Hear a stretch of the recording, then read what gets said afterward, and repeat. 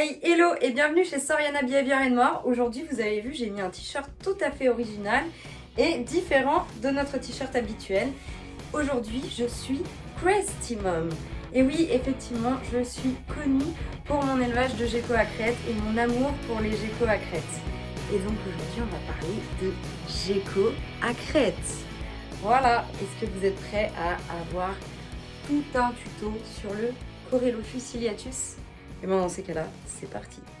Donc là, je vous présente deux femelles. Donc celle-ci est une nouvelle reproductrice qu'on a acquis l'année dernière. Et celle-ci est née ici. C'est une Red Lily White et ça, une super dalmatienne. Donc on va voir ensemble aussi un petit peu le point sur les patterns. Je voulais juste vous présenter les deux individus que j'avais dans les mains. Maintenant, si on parlait du gecko à crête en général, est-ce qu'il est facile à maintenir? Quelles sont les conditions les plus favorables pour le garder en vie jusqu'à la fin, sachant qu'ils vivent longtemps? On va voir tout ça ensemble, n'est-ce pas les filles? Le gecko à crête est un animal qui est très réputé aujourd'hui en terrariophilie et je le comprends parce qu'ils sont vraiment très attrayants, très mignons. Il y a beaucoup de coloris différents, ce qu'on appelle les patterns. Et avant, il faut savoir que ça s'appelait Rhacodactylus ciliatus. Au-delà de son changement de nom de genre, il s'appelle toujours gecko à crête ou gecko à cils pour le nom commun. Mais c'est vrai qu'on peut plus facilement se faire comprendre par les étrangers ou entre nous si on les appelle par leur nom scientifique. Ça, c'est le nom scientifique, c'est international. Que si vous allez, même ne serait-ce que dans le sud, peut-être qu'ils les appellent gecko à cils. Et par exemple, sur l'IFAP, il s'appelle gecko géant crété. C'était la petite blague parce que j'adore gecko géant crété. Enfin, c'est ironique. Moi, je les appelle gecko à crête. Ou les crested gecko. Ce sont des spécimens que nous retrouvons en Nouvelle-Calédonie. Vous pouvez trouver seulement des spécimens nés en captivité dans le commerce. On ne peut plus importer de geckos à crête de Nouvelle-Calédonie. Ils sont protégés là-bas. Que vous débutiez dans la terrariophilie ou que vous soyez un passionné chevronné, ce gecko peut être fait vraiment pour tout le monde. C'est un gecko qui est vraiment agréable à avoir pour débuter, pour se faire la main. C'est des animaux très robustes. Happy? Ah non, toi c'est Barry. Excuse-moi. Ça y est, vous avez ce projet d'acquérir un gecko à crête. Où il faut aller pour déjà le prendre et prendre ses informations. Alors déjà, je vous conseille de vous rapprocher de professionnels aguerris pour vous orienter sur le matériel à prévoir.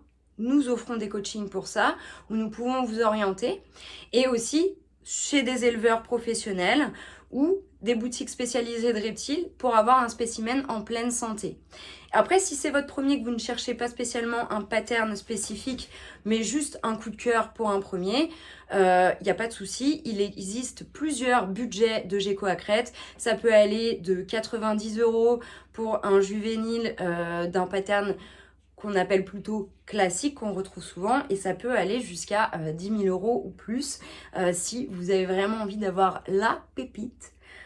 Mais globalement, vous pouvez trouver des geckos à crête à tous les budgets, mais je vous recommande soit des éleveurs, soit des boutiques spécialisées de reptiles qui ont bonne réputation et qui s'occupent bien de leurs animaux. Nous offrons des coachings pour ça, pour vous accompagner également. Et nous avons aussi des spécimens, nous sommes éleveurs professionnels. Avant de parler de la partie matériel et maintenance, on va parler législation. J'aimerais faire un petit point législation sur le gecko à crête. Il y a pas mal de geckos à crête qui sont vendus entre particuliers qui n'ont pas de papier et d'origine licite. Il faut savoir que ça, acheter un gecko à crête sans son origine licite, c'est illégal. Et c'est important de faire identifier son animal. Alors, c'est pas nous qui choisissons les lois, moi je trouve ça personnellement, pour des animaux qui sont tous nés en captivité, pour cette espèce-là, je trouve pas ça très pertinent de les faire identifier, mais soit, c'est la loi, donc il faut le faire. Donc quand vous achetez un animal, il doit déjà être identifié, soit par photographie, soit par puce auprès de l'IFAP. Moi personnellement, ici, je refuse catégoriquement de faire pucer mes geckos à crête. Je trouve que c'est beaucoup trop dangereux pour eux, c'est beaucoup trop de souffrance et ça ne va pas vers le bien-être animal, les valeurs qu'on a chez Soriana. Donc aucun de nos geckos ici n'est pucé. Vous avez deux techniques différentes et l'IFAP peut accepter, si vous avez une attestation de votre vétérinaire par exemple, ou si le magasin l'a déjà eu, ou l'éleveur, de l'avoir seulement en identification par photographie. Mais malheureusement, voilà, c'est un animal qui est en annexe D. Il est protégé ici en France. Donc, on doit les identifier. Mais comment ça se passe du coup? Donc si vous achetez votre animal chez un éleveur professionnel ou même un éleveur tout court ou un magasin spécialisé, vous n'aurez strictement rien à faire dans la théorie. Donc l'animal sera déjà identifié et le propriétaire actuel va seulement vous faire un changement de propriétaire. Et vous allez recevoir par email toutes les informations de votre animal et un compte dédié à cet animal. Quand vous achetez votre animal, vous allez recevoir les papiers originaux de cet animal-là, en plus du changement de propriétaire. Donc vous allez avoir le certificat de traçabilité avec le numéro d'identification propre à l'animal, hein, c'est un numéro unique que vous attribue l'IFAP. Donc ça, vous allez également le recevoir avec toutes les informations du propriétaire. Donc ça s'appelle le certificat de traçabilité. Vous avez toutes les informations également de l'animal dessus. Sa date de naissance, sa provenance, tout ça, tout ça. Après, normalement, le vendeur vous fait... Alors ça, c'est les anciens bons de cession. Hein. Il y a des nouveaux CERFA maintenant. Parce que bah oui, moi, Barry, quand je l'ai eu, c'était les anciens bons de cession encore. Donc soit la personne va vous faire un bon de cession ou une facture, ou les deux. Une facture, évidemment, si c'est un professionnel. Et ensuite, vous allez avoir la déclaration de marquage. Donc, c'est pour prouver qu'il a bien été identifié et marqué. Donc, soit par photographie ou puce. Donc, ça, c'est les deux documents de déclaration de marquage. Et après, vous allez avoir les 3 photos obligatoires sur papier millimétré de votre animal. Une photo du dessus, une photo du dessous, une photo de la tête du côté. Voilà, ça, c'est nos papiers à nous. Et c'est ce que vous allez recevoir auprès de l'IFAP quand vous achetez un animal et qu'il y a un changement de propriétaire. Quand on vend un animal, peu importe ce que c'est, il faut toujours, c'est obligatoire, fournir une fiche conseil. Donc nous, ça c'est notre fiche conseil qu'on fournit à tous nos clients qui viennent acheter un animal, en plus de tous les papiers que vous venez de voir là. Donc on fournit une fiche conseil qui a été rédigée par nos soins, évidemment. Reprenons les choses sérieuses et intéressantes avec notre ami et reproducteur Barry, qui est un magnifique Lily White. Lily White est un pattern qui est très très blanc comme ça, et voir le ventre un petit peu blanchi, jauni, c'est magnifique. Mais du coup, donc le gecko à crête, on sait qu'il vient de Nouvelle-Calédonie. Là, c'est un adulte, donc ça fait entre 20 et 25 cm, voire 30 cm au maximum. Et là, c'est un mâle. Les mâles sont souvent plus carrés et moins dodus que les femelles. Les femelles sont plus arrondies et souvent pèsent un peu plus lourd. Ouais, c'est toujours comme ça, c'est chiant. Pourquoi c'est toujours nous qui avons les bourrelets? C'est un animal qui, étonnamment, au vu de sa petite taille, vit assez longtemps, entre 15 et 20 ans. Alors que par exemple, on a le Varan émeraude derrière nous, qui vit entre 10 et 15. Donc c'est incroyable, c'est surtout les mâles qui vivent plus longtemps que les femelles, parce que bah, souvent, voilà, il n'y a pas la conception des œufs chez eux, les pontes, donc ça les fatigue moins, donc ils peuvent vivre plus longtemps. Néanmoins, il y a certaines femelles qui peuvent battre des records. On va rencontrer après Tiki, notre doyenne de la pièce. Et voici notre doyenne Tiki, ma vieille femelle qui va sur ses 19 ans cette année. Bon, ça se voit, bon déjà elle avait fait une autotomie, hein. Elle a une petite excroissance ici. Et puis bah voilà, c'est une petite mamie. Elle avait une maladie génétique qui fait que son œil s'est résorbé naturellement. La pupille en fait a éclaté comme une tache d'encre. Oui, elle se plaint beaucoup. C'est une petite vieille. Et puis en fait, au fur et à mesure, ça s'est résorbé. Donc voilà, Tiki qui va sur ses 19 ans, qui est voilà, une petite grincheuse. Bon oui, ma fille. Oh bon, oui, je sais. Donc elle grince même pour rien. Donc ça c'est les cris des femelles. Hein. Et voilà, donc notre petite vieille qui va sur ses 19 ans, que je suis vraiment fière d'avoir encore avec moi. Et elle est vraiment trop mignonne. Et c'est ça le but quand on a des geckos à crête, c'est d'avoir des animaux qui vivent longtemps. Et en plus, elle c'est une femelle. Par conséquent, vu qu'ils vivent très longtemps, la maturité sexuelle, surtout chez les femelles, peut être plus longue. On considère un gecko à crête réellement adulte à partir de leurs 2 ans. Et il faut savoir que chaque spécimen a une croissance qui va être plus ou moins longue selon le spécimen, selon sa génétique aussi. Si les parents ont une tendance à être très costauds ou très fins, à l'inverse. Donc ils peuvent grandir à des vitesses vraiment tout à fait différentes. Certains spécimens peuvent être complètement adultes à partir d'1 an et d'autres être adultes à partir de 2 ans. Ils ont tous une croissance qui est aléatoire. Donc, no panique. On voit bien ici les pores fémoraux qui sont présents uniquement chez les mâles. Donc là où il y avait mon doigt. Et les bulbes hémipéniens qui renferment les hémipénis. Ils ont 2 pénis. Alors là, en fait, les mâles, quand ils sont en rut, ont tendance à avoir du sperme qui ressortent des bulbes hémipéniens et en fait, ils viennent se lécher. Donc là, par exemple, on a un très bel exemple. Oui, c'est un animal qui est arboricole et qui a une queue préhensile, totalement préhensile. Par contre, ils peuvent faire de l'autotomie. Donc l'autotomie, c'est une technique de défense qui leur permet de lâcher leur queue pour attirer les prédateurs et pouvoir s'enfuir, parce que la queue continue à bouger. C'est un mécanisme vraiment très complexe, hein. C'est pas genre comme si votre bras s'arrachait comme ça. C'est en forme d'étoile et ça se décroche branche par branche. Donc des fois c'est très rapide, donc toutes les branches se décrochent quasiment en même temps. Et ça se décroche. Par contre, il n'y a pas besoin de désinfecter puisque c'est un mécanisme naturel. Et après, malheureusement, ça ne repousse pas chez cette espèce. Alors c'est un animal qui est totalement arboricole, il peut vivre à peu près à 15 mètres de hauteur dans les arbres, dans la nature, ou moins, hein, évidemment, ils sont vraiment en hauteur. Déjà, ils ont une morphologie qui est pourvue de surplus de peau pour amortir les chutes, un petit peu comme un écureuil volant. Moi j'appelle ça leur baggy. Donc vous voyez, c'est un petit surplus de peau qui leur permet de se réceptionner plus facilement. Ils ont une morphologie qui est faite pour se réceptionner et encaisser les chutes. Évidemment, on ne s'amuse pas à le jeter, hein. Ça va de soi. Et par contre, ils n'ont pas de paupières mobiles. Donc du coup, ils se lèchent les yeux pour se les nettoyer. Donc vraiment, c'est incroyable à voir. Si vous voulez faire le test, vous avez juste à pulvériser votre animal et les gouttelettes qui seront sur son œil, il va automatiquement les lécher. Et leur langue est en forme de pelle, vu qu'ils sont un peu nectarivores et frugivores, et aussi insectivores, pour pouvoir laper plus facilement une plus grande quantité de nectar. On voit les pattes qui se relèvent, les doigts qui se relèvent. Donc ça, c'est quand ils n'ont pas besoin d'adhérer aux parois, puisqu'ils possèdent des petits poils qu'on appelle des setae. Et du coup, c'est des petites lamelles adhésives qui leur permettent de tenir sur les parois les plus fines, sauf le téflon. Et ils ont quand même des petites griffes incurvées au bout des pattes pour leur permettre également de tenir sur des parois rugueuses comme des troncs, du grillage, des choses comme ça. Ils sont vraiment tout terrain, tout terrain. D'ailleurs, si ça vous intéresse, je suis allée faire un tournage vidéo dans l'émission On n'est pas que des cobayes qui traitait du sujet des lamelles adhésives des geckos. Elle est présente sur le site internet en lien de soriana.com. On voit très bien les petites lamelles adhésives et les griffes incurvées et la partie adhésive sur le bout de la queue.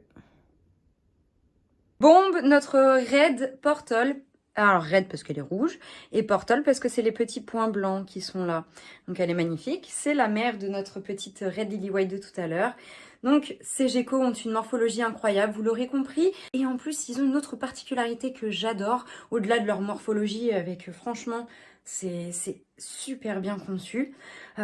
C'est des animaux qui n'ont pas des besoins énormes en UV et en chauffage. Ça, c'est un truc de fou. Pour moi, c'est un gros plus. Ils sont plutôt, c'est vrai, crépusculaires à nocturnes. Par contre, ils peuvent avoir des activités la journée. Faites le test. Vous pouvez aussi les conditionner, hein. Vous mettez de la gamelle de nourriture tous les jours à 14h. Ils vont se réveiller, ils vont aller manger à 14h, hein. Et l'hiver, il fait nuit plus tôt en France. Du coup, ils sortent plus tôt aussi. Avoir un petit crépusculaire, c'est quand même sympa. Et c'est des geckos qui sont plutôt familiers, zen, quand on les habitue un minimum à la main de l'homme. On peut vraiment avoir un très bon contact avec son gecko à crête quand ils sont totalement désensibilisés, comme ça.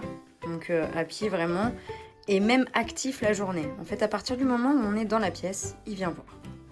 C'est des animaux qui sont solitaires et donc quand ils sont adultes, la règle, c'est plutôt un gecko par terrarium. Évidemment, pour les accouplements, vous mettez votre couple en contact. Mais le but n'est pas qu'ils restent ensemble à l'année, sinon le mâle va vraiment fatiguer la femelle. En termes de matière de bac et de taille. Alors derrière moi, vous avez bien vu, c'est ma batterie de cage. Pourquoi moi j'ai des cages? Je ne la recommande pas cette technique à tout le monde. Tout simplement puisque j'ai une pièce qui est totalement climatisée et qui est à 22 et 20 ou 23 degrés à l'année. Donc ce qui est totalement appréciable pour nos amis les geckos à crête. C'est une température qui est vraiment top. C'est une température moyenne qui est bien. C'est pas trop frais et pas trop chaud puisqu'ils supportent pas très bien les grosses chaleurs sur le moyen et long terme. Donc vu que ma pièce est totalement à bonne température toute l'année, je peux me permettre d'utiliser des cages, donc des screens, un peu le même principe que pour les caméléons, pour mes geckos à crête. Et du coup, les cages font entre 50 et 74 cm de haut. Vous pouvez apporter plus, hein, évidemment. Les plus grandes cages que j'adore utiliser pour les geckos à crête, c'est la 61 120 de haut. Ils se sentent parfaitement à l'aise dedans. Et en plus de ça, ils peuvent autant adhérer aux parois fines qu'aux parois, comme j'ai dit, robustes. Donc du coup, ils peuvent utiliser tout l'espace de la cage disponible. Et du coup, ça n'abîme en rien les lamelles ni les griffes. Donc c'est plutôt quelque chose que je peux conseiller si la pièce est bien chauffée. Moi, ça fait des années que j'utilise ces cages-là. Elles sont vieilles. J'en ai des plus grandes à côté de moi. Tout ça, j'ai vraiment toutes les tailles de cage. Et ça se passe très bien à partir du moment où la pièce est climatisée. Sinon, ce que je recommande vraiment, puisqu'on n'a pas tous un climatiseur chez soi, c'est un terrarium en verre plutôt. Donc le grand minimum pour cette espèce, c'est 45 de long sur 45 de profondeur sur 60 de haut. Vous pouvez évidemment apporter plus long et plus haut. Donc par exemple 60 par 45 ou 60 de haut, ou alors 60, 45, 90. C'est très bien aussi pour un spécimen. Et le but est d'utiliser tout l'espace disponible. Ils vont grimper sur les vitres, sur les branches, dans les feuillages. Ils adorent les noix de coco suspendues, les choses comme ça, les nids en hauteur, ils adorent. Donc vraiment utiliser tout l'espace. Et vous pouvez vous faire plaisir. Vous pouvez créer un terrarium totalement bioactif avec des plantes naturelles ou créer un terrarium synthétique. Les deux fonctionnent très bien. Moi, par exemple, j'utilise plutôt des terrariums synthétiques. Pourquoi? Parce que je les reproduis, hein, je les élève et je préfère utiliser un substrat dans lequel ils ne peuvent pas pondre pour retrouver mes œufs. C'est plus facile pour déjà anticiper la durée d'incubation, anticiper le nombre d'individus et éviter d'avoir des surprises dans son terrarium. Et ça me permet de leur mettre des boîtes de ponte composées de terre et de sable fin de bac à sable, humides, parfaitement humides pour qu'elles puissent pondre. Et elles pondent toujours dans ce pondoir-là, ce qui m'évite les surprises. Et pour identifier à l'IFAP et pour les quotas, c'est quand même mieux. Pour les terrariums synthétiques, vous pouvez utiliser de l'humus de coco ou de l'éclat de coco. Je répète et je répéterai tout le temps, il n'existe aucun substrat 100% anti-occlusion intestinale. J'en ai déjà vu avec de l'éclat de coco, comme avec de l'humus de coco, comme avec de la terre. Donc il faut toujours faire attention quand on distribue les insectes. Ça, il faut juste vraiment bien surveiller. Donc éclat de coco ou humus de coco, il n'y a pas de souci. Après, débranchage partout. Gamelle d'eau, vous pouvez en mettre au sol et en hauteur. Et je recommande d'en mettre. En fait, je vois beaucoup de gens qui n'en mettent pas du tout en se disant « Bah oui, mais il boit sur les feuilles ». Oui, mais en fait, quand il n'y a pas d'eau sur les feuilles, il fait comment s'il a soif? Le tout est d'optimiser l'hydratation. La boisson, l'hydratation, c'est la vie. Et donc, du coup, vous pouvez mettre une gamelle au sol. Ils iront boire au sol, ils vont au sol, ils peuvent aller au sol. C'est pas parce qu'ils sont arboricoles qu'ils ne vont jamais au sol. Et ils peuvent aussi aller en hauteur. Donc, si vous voulez optimiser, vous pouvez mettre une gamelle d'eau au sol et une gamelle d'eau en hauteur.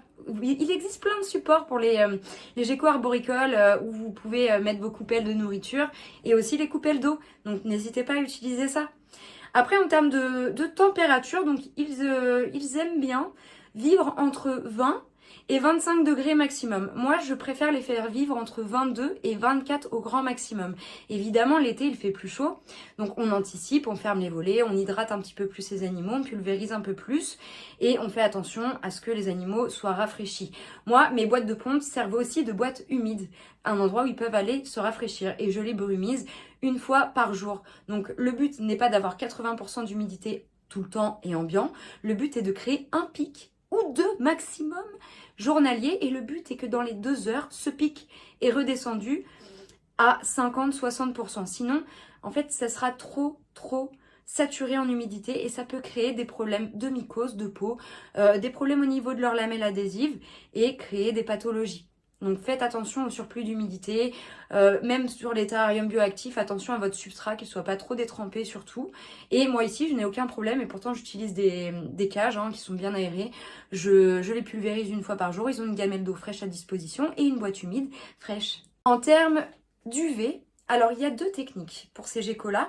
Ils sont crépusculaires et nocturnes. Si vous avez une pièce qui est naturellement éclairée comme celle-ci, déjà elle est plus que naturellement éclairée puisqu'il y a une grande porte-fenêtre ici.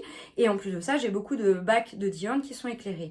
Donc je n'ai pas choisi l'option UV ou LED, mais vous pouvez le faire. Surtout si vous avez un bac planté, c'est quand même mieux de mettre de la LED. Hein. Mais si vous ne mettez pas d'UV, il va falloir supplémenter au moins une fois par mois ou 2 fois maximum en vitamine D3 pour éviter les carences alimentaires et bien enrichir évidemment votre alimentation, les insectes nourriciers.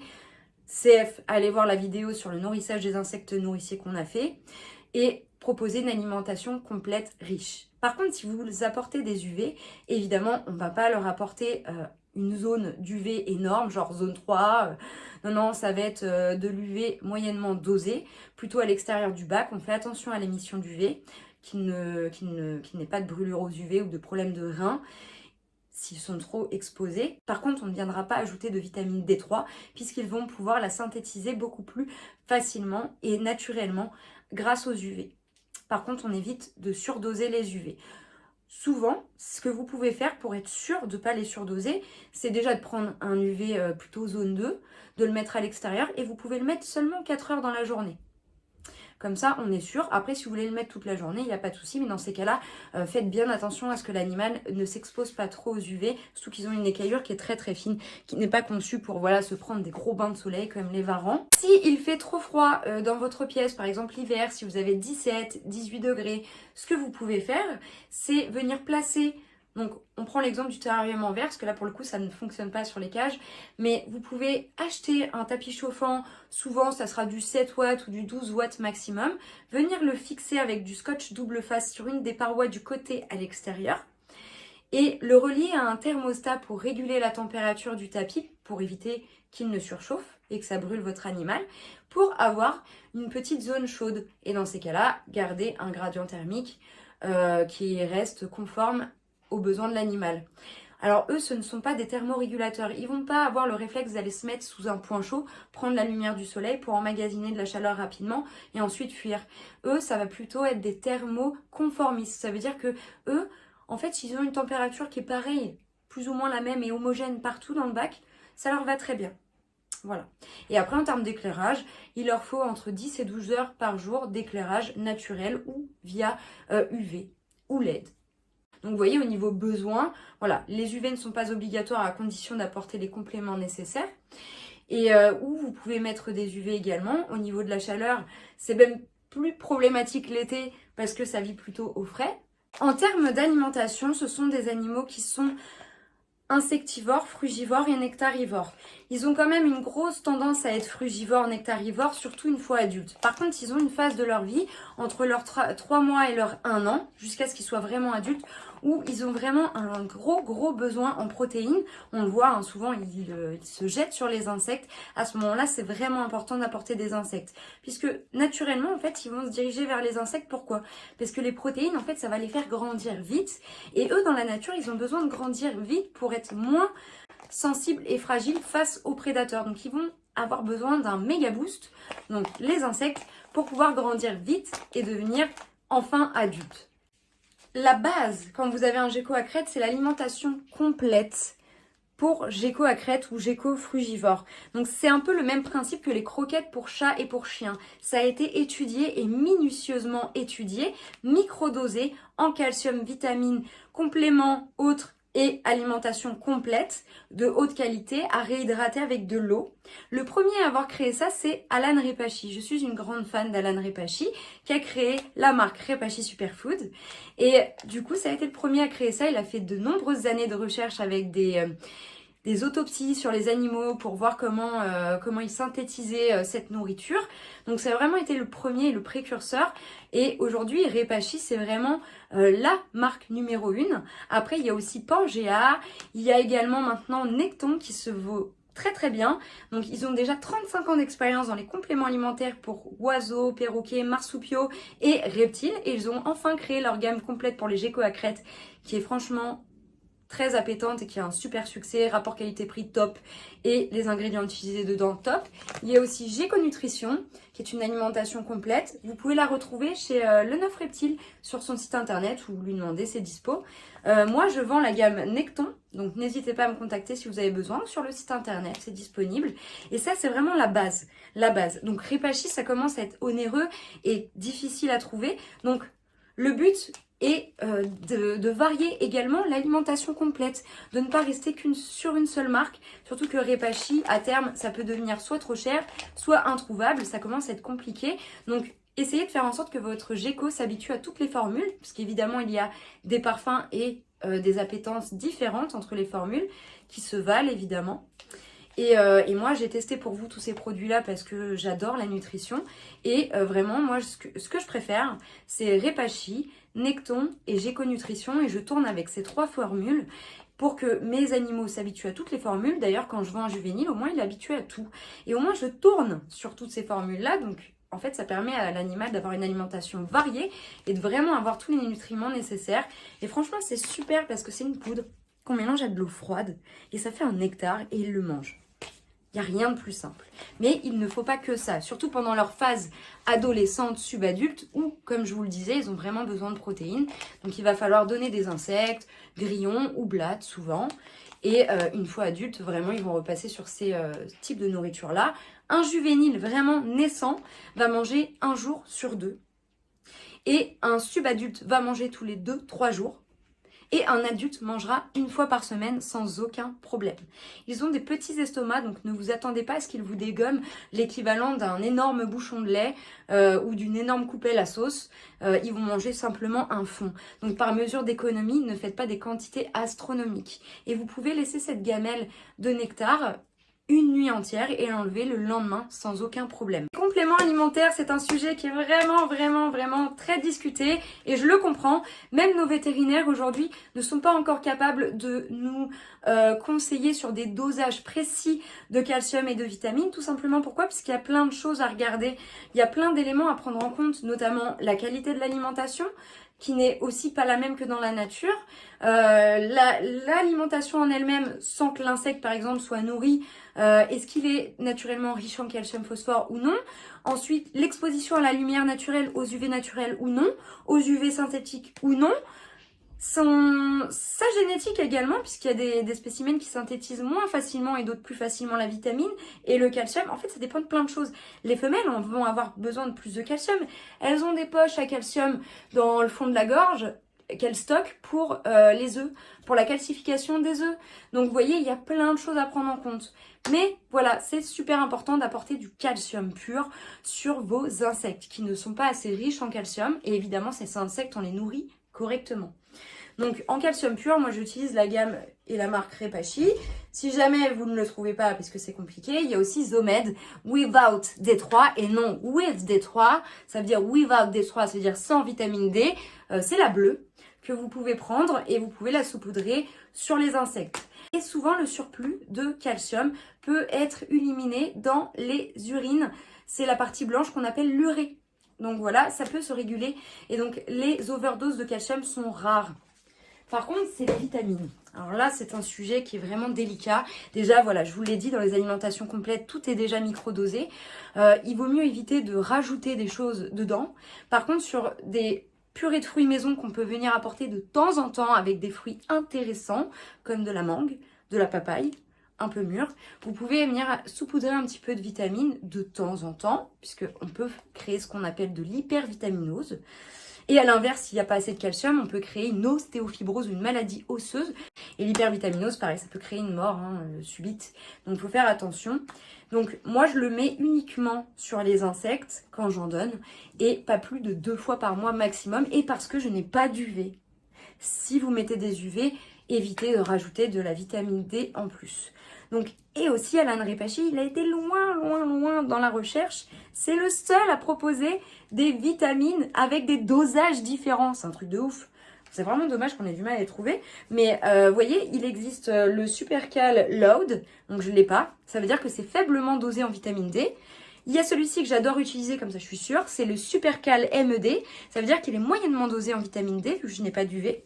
Donc j'utilise soit le Load, soit le Med. J'utilise pas le Hide, qui veut dire hautement dosé en vitamine D. Je trouve ça un peu chaud. Ça, c'est bien de le faire si vous avez un animal justement qui a été carencé pas mal de temps et mal nourri. Et sinon, il y a le polyvitaminé. Calcium plus, donc c'est un mélange de calcium avec tout un lot de vitamines, mais il n'y a pas que de la D dedans. J'utilise vraiment de temps en temps celle-ci. Mais moi j'utilise plutôt la MED, MED ou la Load, donc de Repashy. Sinon vous pouvez prendre, si vous ne trouvez pas Repashy, toujours et encore, Zomed, With D3. Et moi comme ça je n'ai jamais eu de carence. Donc je n'ai jamais eu d'ostéofibrose, je n'ai jamais eu de fracture et je n'ai jamais eu d'hypervitaminose et ça fait des années que j'ai des gécoacrètes, que je les élève, que je les reproduis, que je vends des jeunes et j'ai ma femelle Sciatus, ma toute première, qui va sur ses 19 ans. Donc ça se passe très bien ici. Évidemment, on évolue en fonction aussi des informations et des nouvelles informations que peuvent nous véhiculer certains vétérinaires et on ne connaît pas encore tout sur cette espèce. Donc ce sujet-là est encore un petit peu délicat, tatillon, mais si on veut éviter les surdosages, la vitamine, on fait vraiment attention.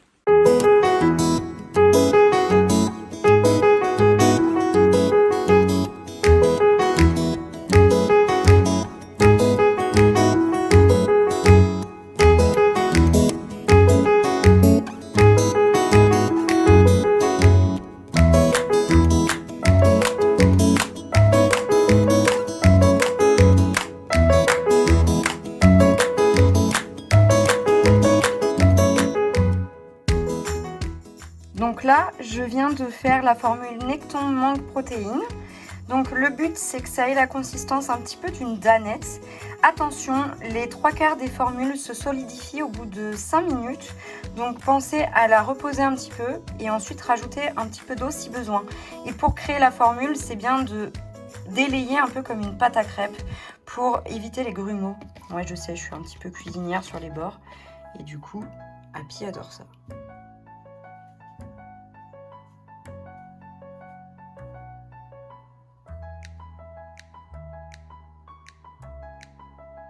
Là, vous avez une quantité idéale pour un adulte, c'est un bouchon de lait, et une quantité idéale pour un juvénile, un petit bouchon de coca, parce que attention, s'ils s'en mettent sur les doigts, ça peut sécher et ça peut créer des nécroses, surtout sur les juvéniles, les adultes moins.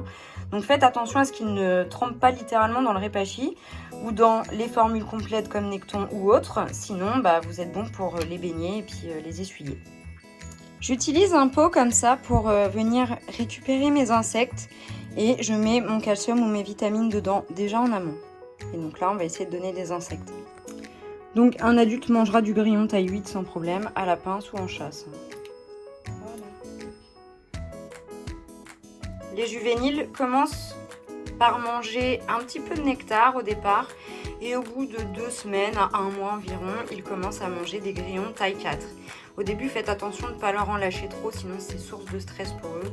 Mais taille 4, taille 2, c'est vraiment beaucoup trop petit. Ils aiment les grosses proies, ils ont des gueules assez grosses. On le voit avec Happy. Donc ils aiment les gros insectes. Bon, là, nous avons un petit spécimen qui a à peine 1 mois. Alors voici mon setup de démarrage. Au début, c'est très simple. Pourquoi ? Parce que comme ça me permet de surveiller s'il fait bien ses selles, de me permettre de voir les premiers repas, de l'habituer progressivement aux insectes, il les voit d'ailleurs mieux, et à partir du moment où il se met à manger des insectes, il passe dans un setup un petit peu plus gros, avec du substrat, tout ça, je viens les pulvériser tous les jours. Alors oui, ça c'est pas très beau, mais franchement, ils adorent les rouleaux de papier toilette, je les change à chaque fois évidemment. Tout ce qui est sur sopalin, je les change tous les jours, et tout ce qui est comme ça, je change tous les jours. Et je les pulvérise modérément 1 fois par jour, et je viens leur apporter, donc lui par exemple, il va manger 1 jour sur 2. Au départ, je les habitue en leur mettant du nectar sur une baguette et ils commencent à manger comme ça. Et après, je commence par mettre 2 petits grillons. Si je vois qu'ils ne les mangent pas, je réitère. Je les retire évidemment et je réitère plus tard. Ainsi de suite, jusqu'à ce qu'ils commencent à devenir assez grands pour manger leurs grillons tout seuls, à la pince ou en chasse. Et donc là, on a un jeune Lily White qui est né en juin. Qui a déjà bien poussé, qui mange très bien ses insectes, qui va passer encore dans une taille au-dessus de Faunabox. Et ensuite, il passera dans un terrarium définitif.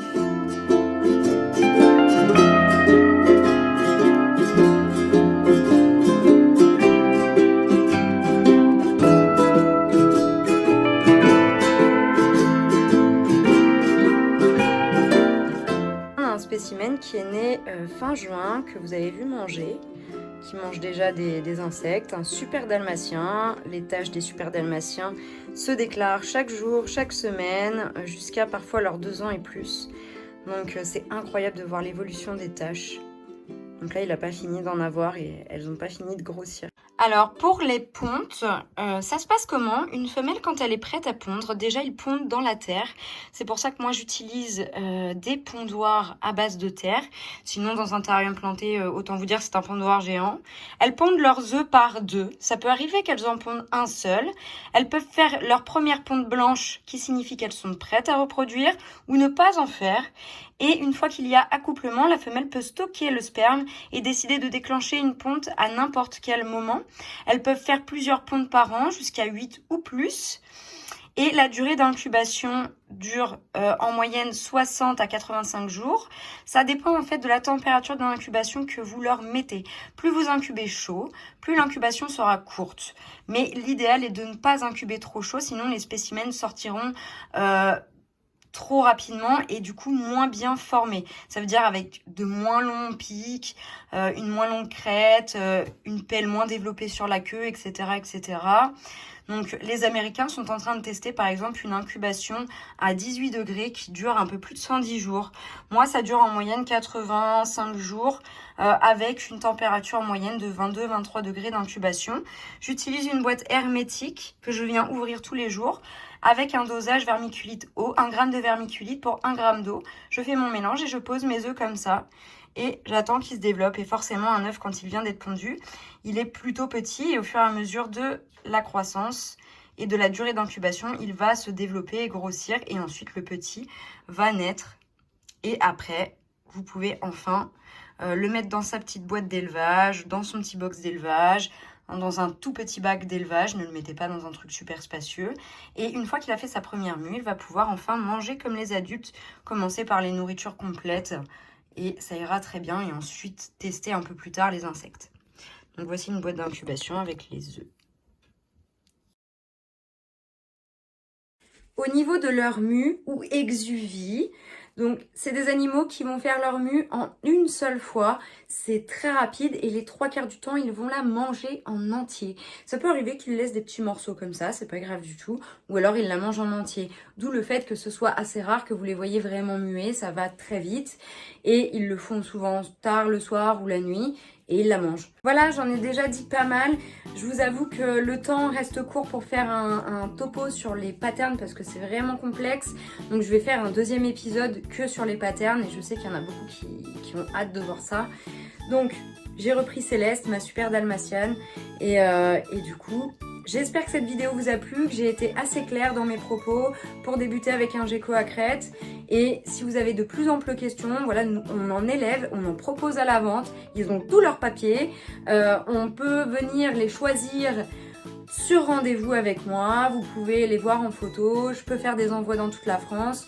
Je peux également vous faire des coachings pour acquérir tout ce qu'il faut pour maintenir cette espèce. Donc vraiment, j'espère vous avoir aidé, aiguillé sur ces magnifiques animaux qui pour moi est incroyable pour débuter ou non.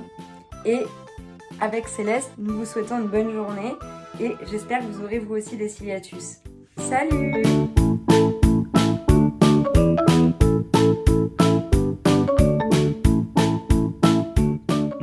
Mon t-shirt, un super t-shirt.